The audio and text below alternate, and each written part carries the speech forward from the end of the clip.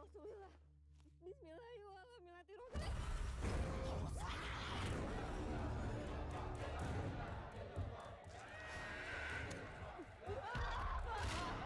Pergi kamu dari kampung ini.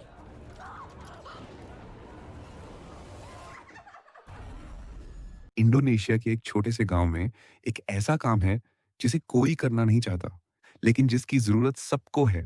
लाश नहलाने वाला, यानी पमंदी जेनाजा। ये काम सिर्फ शरीर की सफाई नहीं है, ये उस आखिरी इंसान की कहानी है जो रूह के खुदा से मिलने से पहले उसे छूता है। हमारी कहानी लैला की है, जिसकी माँ गांव की सबसे भरोसेमंद लाश नहलाने वाली है। लेकिन जब उसकी माँ की अचानक और खौफनाक तरीके से मौत हो जाती है, तो लैला को यह काम संभालना पड़ता है। उसे जल्द ही पता चलता है कि मुर्दे सिर्फ खामोश नहीं रहते, उनकी खाल में राज दफन होते हैं। हर जख्म, हर निशान और हर वो चीज जो शरीर के अंदर छिपी है, वो एक ऐसे गुनाह की कहानी सुनाती है जो जीते जी किया गया था। जैसे ही लैला अपना काम शुरू करती है, गांव में रहस्यमयी मौतों का सिलसिला शुरू हो जाता है। लेकिन जब वो पहली लाश को नहलाती है, तो उसे कुछ ऐसा मिलता है जो वहां नहीं होना चाहिए था। एक लंबी, जंग लगी सुई जो मांस के अंदर गहराई तक ढंसी हुई थी। इंडोनेशियाई संस्कृति में इसे सुसुख कहा जाता है, खूबसूरती या ताकत के लिए इस्तेमाल किया जाने वाला काला जादू। लेकिन यह अब क्यों सामने आ रहा है? लैला को एहसास होने लगता है कि उसकी मां की मौत कोई हादसा नहीं था।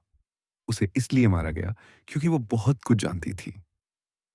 जैसे जैसे लैला और लाशें साफ करती है, उसे विशंस, यानी खौफनाक मंजर दिखाई देने लगते हैं कि ये लोग असल में कैसे मरे।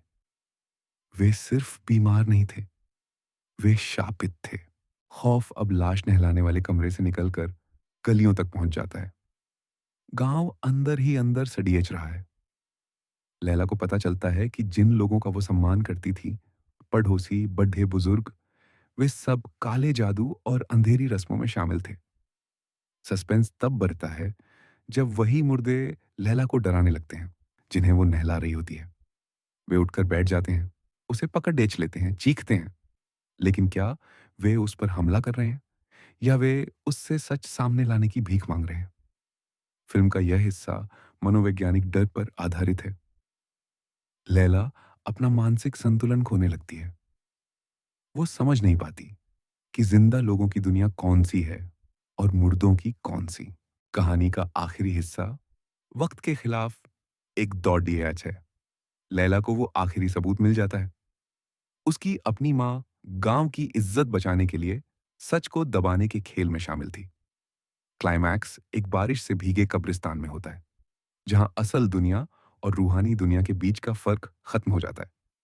लैला को श्राप तो ढाने के लिए एक आखिरी रस्म पूरी करनी है, लेकिन रूहें शांति नहीं, बदला चाहती हैं। यहाँ की सिनेमैटोग्राफी बहुत ही डरावनी और घुटन भरी है। आप पानी और मिट्टी के बोझ को महसूस कर सकते हैं जब लैला बिना धुले मुर्दों की फौज के खिलाफ जिंदा रहने की जंग लड़ती है। कॉर्प्स वॉशर का अंत हमें एक खौफनाक सवाल के साथ छोड़ देता है। क्या हम कभी अपने पापों को सच में धो सकते हैं? लैला बच तो जाती है, लेकिन वो हमेशा के लिए बदल चुकी है।